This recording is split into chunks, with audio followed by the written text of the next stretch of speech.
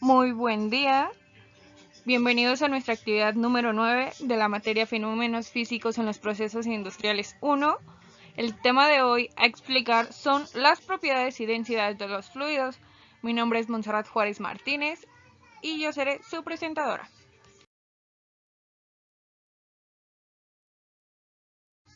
El primer punto a definir es ¿qué es un fluido? Un fluido es un conjunto de partículas que se mantienen unidas entre sí por fuerzas cohesivas débiles y las paredes de un recipiente. El término engloba a los líquidos y a los gases. En este cambio de forma de un fluido, la posición que toman las moléculas varía ante una fuerza aplicada sobre ellos, pues justamente fluyen. Los líquidos toman la forma del recipiente que los aloja, manteniendo su propio volumen, mientras que los gases carecen tanto de volumen como de forma propia. Las moléculas no son cohesionadas, se deslizan en los líquidos y se mueven con libertad. Como podemos observar en las imágenes que se muestran, los líquidos los podemos encontrar en nuestra vida cotidiana, como en leches, en jugos, en aceites, en bebidas alcohólicas, así como los gases en las industrias, en nuestro mismo auto, e incluso en diferentes actividades que desarrollamos como los globos con helio y en el sistema médico donde encontramos al oxígeno.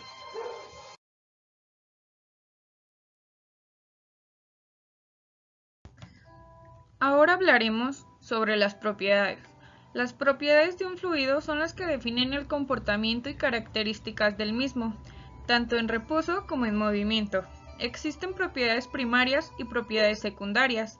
En las propiedades primarias o termodinámicas encontraremos la presión, la densidad, la temperatura, la energía interna, entalpia, entropía, calor específico, viscosidad, cohesión, volumen y peso y volumen específicos.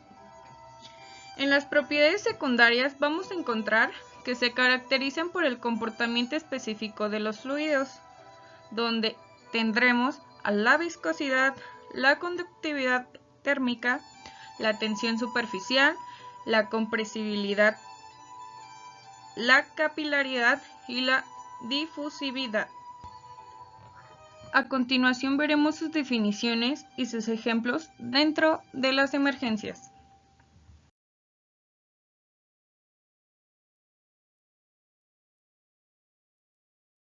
Comenzaremos por propiedades primarias, iniciando por la presión. La presión es una magnitud física que mide la proyección de la fuerza en dirección perpendicular por una unidad de superficie y sirve para caracterizar cómo aplica una determinada fuerza resultante sobre una línea. En las imágenes podemos apreciar una actividad de alto riesgo que se desarrolla en el área de construcción. Dicho esto, podemos encontrar accidentes desde explosiones por los mismos tanques que están sujetos a presión o diferentes quemaduras por el uso de esto. En segundo, nos encontramos con la densidad. La densidad es una magnitud escalar referida a la cantidad de masa de un determinado volumen, de una sustancia o de un sólido soluto. Como podemos apreciar en las imágenes, nos encontramos con globos aerostáticos o incluso simples globos para fiesta. Con ello queremos referirnos a la densidad que ejerce el aire a ser calentado, ya que lleva menor densidad que la atmósfera. Es por eso que se eleva. Así como catástrofes que tuvimos en la ciudad de Cleveland, donde se quiso romper un récord por mayor globos sueltos al cielo y terminamos con diferentes accidentes vehiculares e incluso se tuvo que interrumpir la aerolínea de la misma ciudad. Posteriormente nos encontramos con la temperatura.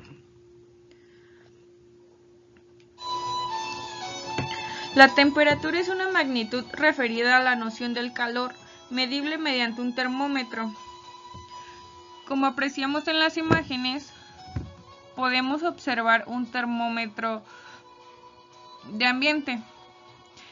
Y con esto nos referimos nuevamente al área de construcción, ya que ahí podemos tener mayores incidentes por insolaciones o por deshidratación al estar expuestos constantemente al sol.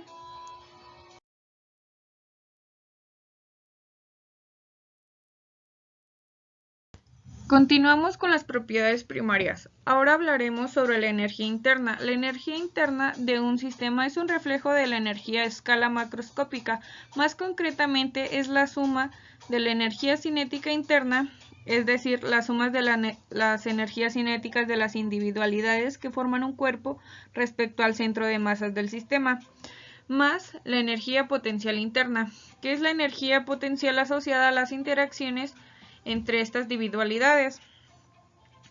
Como ejemplo, notaremos que el vapor que posee el agua tiene mayor energía interna que el agua en estado líquido. Esto se debe que, a pesar de tratarse de las mismas moléculas, el compuesto no ha cambiado. Para inducir la transformación física, se ha añadido una cantidad determinada de energía calórica, que es cuando se pone a hervir, induciendo una mayor agitación de sus partículas. Dicho esto, vamos a encontrarnos con diferentes quemaduras, ya sea por la misma agua o por estar expuestos al vapor. Lo podemos encontrar desde nuestras casas hasta en las mismas industrias cuando se manejan máquinas al vapor. Posteriormente nos encontramos con entalpia. Entalpia es la variación que ocurre en un sistema cuando una unidad equivalente de materia se transforma mediante una reacción química bajo condiciones normales o estándar.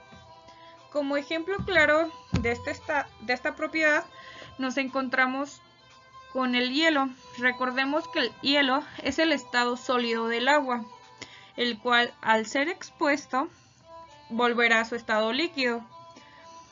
Posteriormente podemos ubicarnos sobre la congelación en las emergencias, ya que nuestro cuerpo, al llegar a una temperatura mínima, tiende a obtener quemaduras e incluso la pérdida de los mismos tejidos. Posteriormente nos encontramos con entropía. Entropía es una magnitud física para un sistema termodinámico en equilibrio.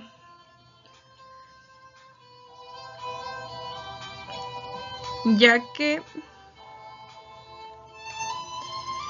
viene de una procedencia griega que lleva al español su significado transformación o vuelta. Para definirlo con palabras sencillas, sería el intercambio de calor entre dos objetos produciendo un movimiento. Aquí lo podemos ejemplificar con la fricción que puede ocurrir en un accidente de motociclista, debido a la acción o la fricción que ejerce el cuerpo sobre el pavimento. Vamos a generar una fricción. Esto quiere decir que vamos a causar laceraciones, heridas, tanto quemaduras como raspones en la piel, como se puede mostrar en la imagen, ocasionando obviamente el daño de los tejidos.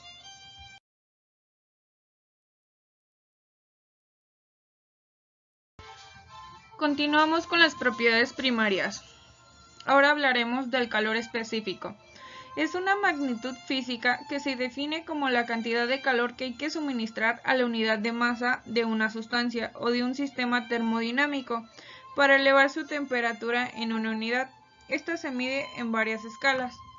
Como podemos observar en las imágenes, nos encontramos con una persona bebiendo agua, pero si observamos más a detalle su piel, vamos a encontrarnos con que está transpirando. ¿Qué quiero decir con esto? La transpiración es un proceso por el cual el cuerpo intenta regular la temperatura corporal por medio de la sudoración.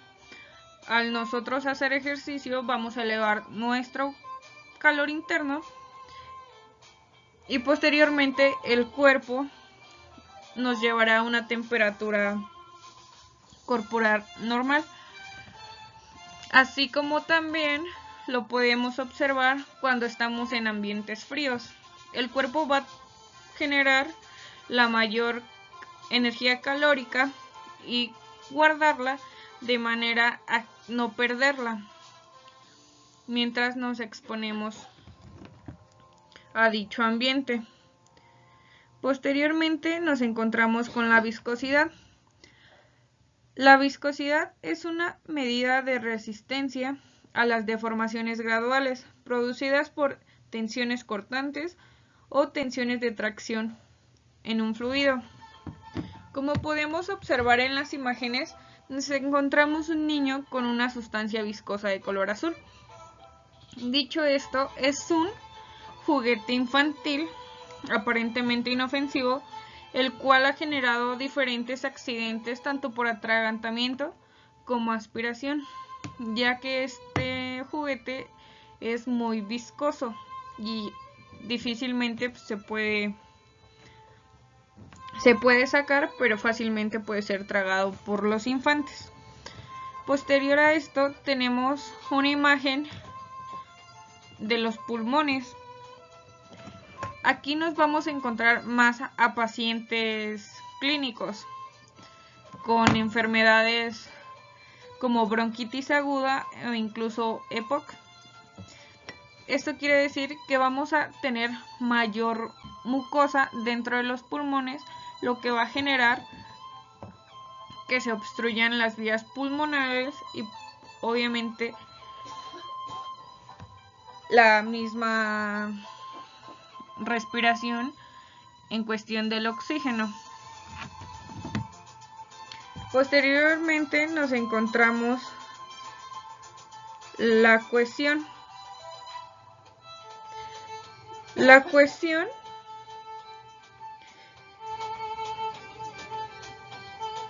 es una cualidad por la cual las partículas se mantienen unidas en virtud de fuerzas internas. Como podemos observar en la imagen, nos encontramos nuevamente con el hielo. ¿A qué nos referimos con esto? Es de que el agua también tiene un estado líquido, el cual por medio de la congelación vamos a hacer que sus partículas se tensen y se unan más de lo que estaban. Y posteriormente nos encontramos también con la cicatrización en nuestro cuerpo humano. Esto quiere decir que nosotros al tener una herida lacerante o alguna herida cortante, por medio de puntos o tratamiento médico, vamos a hacer que esos tejidos se regeneren.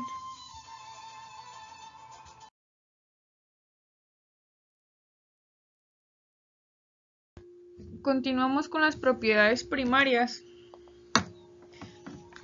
Ahora hablaremos sobre el volumen. El volumen es una magnitud métrica de tipo escalar definida como la extensión de 3 dimensiones de una región del espacio.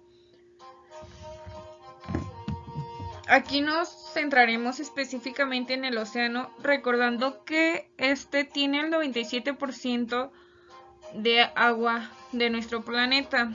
Dicho esto, nos vamos a encontrar con diferentes atractivos turísticos, como lo son playas, ríos, a los cuales el ser humano pues tiende a acudir por temporadas o en algunos casos constantemente. Nos vamos a encontrar emergencias desde ahogamientos, por introducirse al océano o al río en estado alcohólico, o por algún tipo de imprudencia del ser humano, como intoxicaciones por alimentos o por algunos animales que se llegan a encontrar en las costas. El mismo ser humano es un riesgo, ya que por ciertas temporadas pues suele acudir a este tipo de lugares, haciendo que pues esto se sature de gente, ¿no? Ocasionando pues diversos accidentes como lesiones, fracturas, peleas incluso. Y por otro lado nos encontramos también con fenómenos naturales, ya sea por sismos, por tsunamis o incluso huracanes. Por otro lado nos encontramos con una propiedad que es el peso y volumen específicos. Y esto es a la relación que tiene el peso de una sustancia y su volumen. Nosotros nos vamos a referir a esta propiedad hacia el índice de masa corporal del ser humano, ya que debido a nuestra complexión o nuestra altura deberíamos de tener un peso promedio para así pues mantenernos en un estado saludable. Dicho esto, si lo sobrepasamos, pues nos podemos encontrar con sobrepeso o incluso con obesidad en sus diferentes grados. Adjuntado a esto, vamos a tener o a poder desarrollar diferentes enfermedades, tanto cardiovasculares como respiratorias, y por mencionar algunas, pues diabetes, hipertensión, etcétera, ¿no?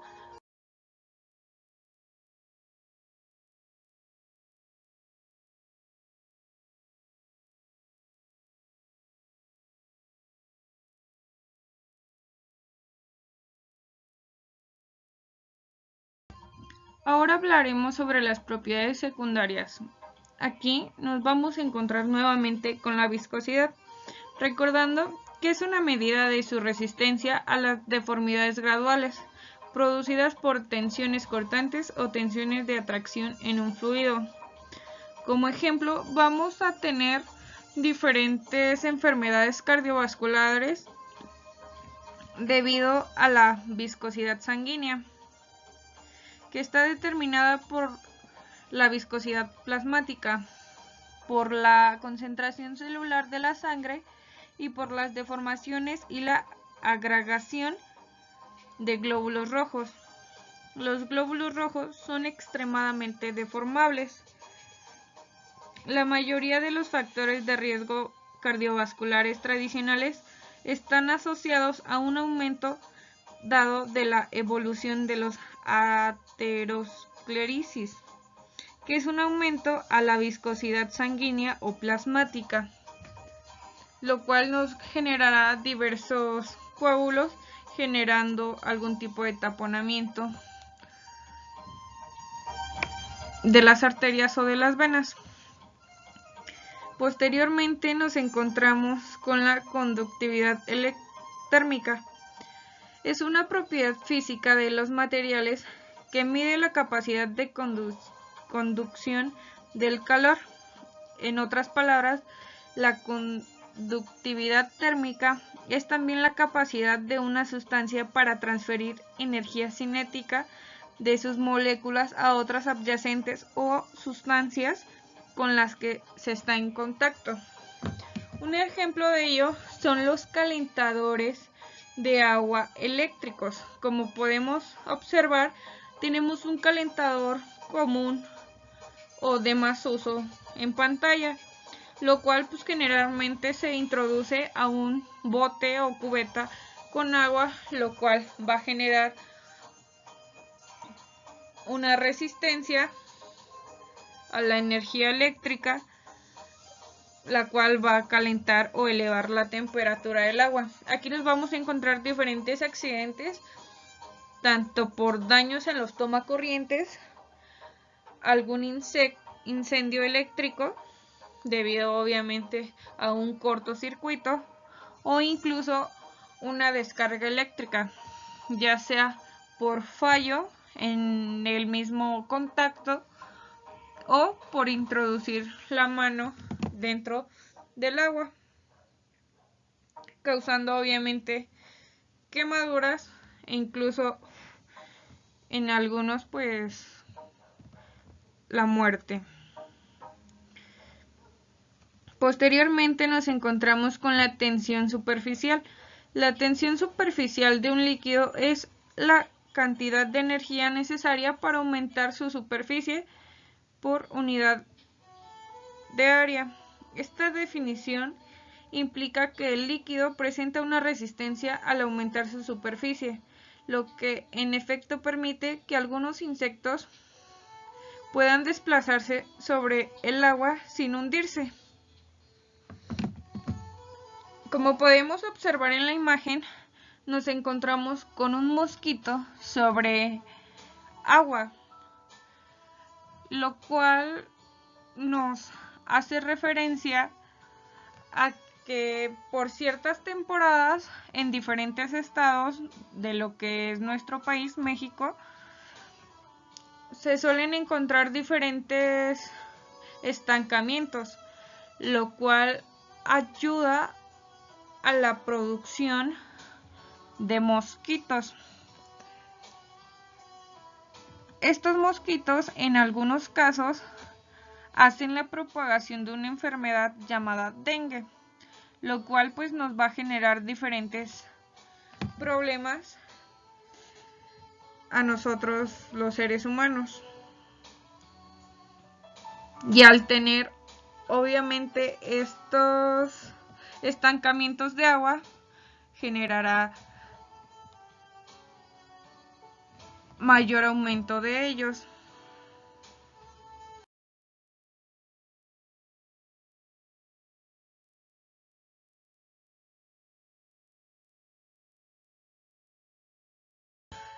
Continuando con las propiedades secundarias, nos encontramos con la compresibilidad.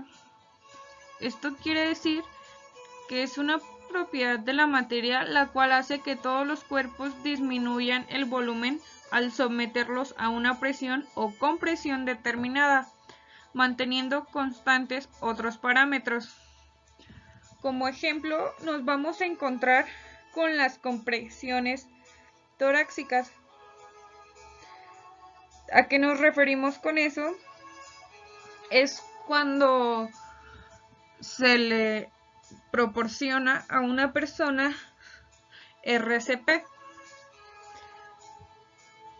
lo cual mantiene la sangre oxigenada circulando debido obviamente al paro súbito del corazón, hasta que pueda ser restablecida la respiración por sí sola y las palpitaciones del mismo. También podemos encontrarlo en la compresión al hacer la maniobra de Heimlich o de atragantamiento, la cual está referida mayormente a desobstruir o liberar y permear la vía aérea para facilitar la respiración. Esto suele usarse debido a algún tipo de asfixia por algún objeto, así como la compresión en las hemorragias o en heridas del cuerpo, haciendo presión sobre la herida para evitar el sangrado. Por otro lado, nos encontramos con capilaridad. que es una propiedad de los fluidos que depende de su tensión superficial, la cual a su vez depende de la cohesión del fluido y que le confiere la capacidad de subir o bajar por un tubo capilar. El ejemplo más claro de ello lo vamos a encontrar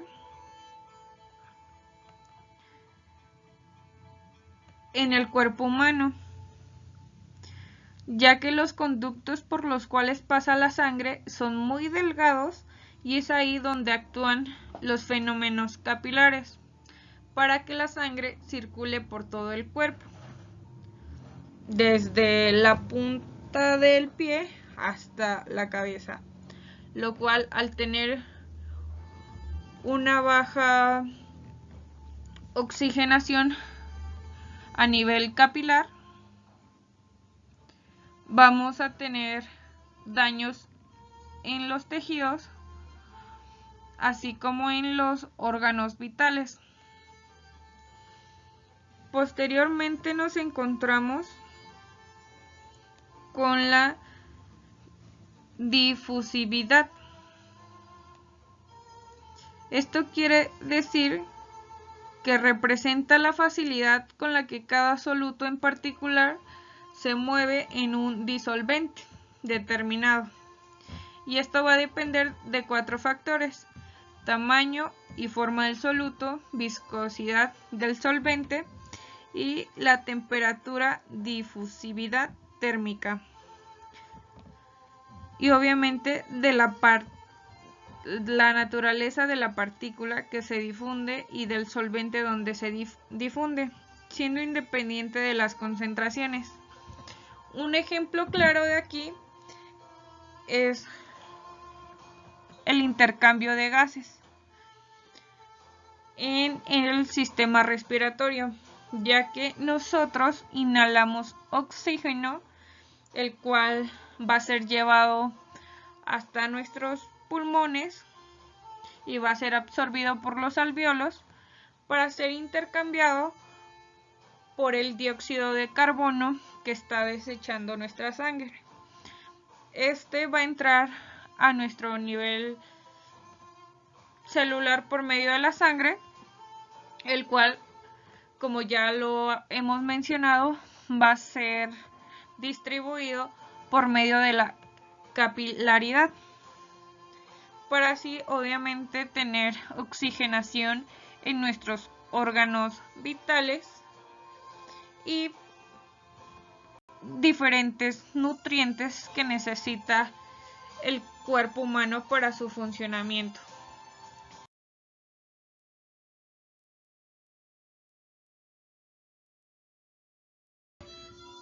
¿Qué aprendimos hoy? Hoy aprendimos el concepto de qué es un fluido y sus diferentes propiedades tanto primarias como secundarias. Espero hayas entendido cada una de las definiciones y que algunos de los ejemplos que analizamos te hayan servido para entenderlo un poco más. Gracias por tu atención. Nos vemos pronto.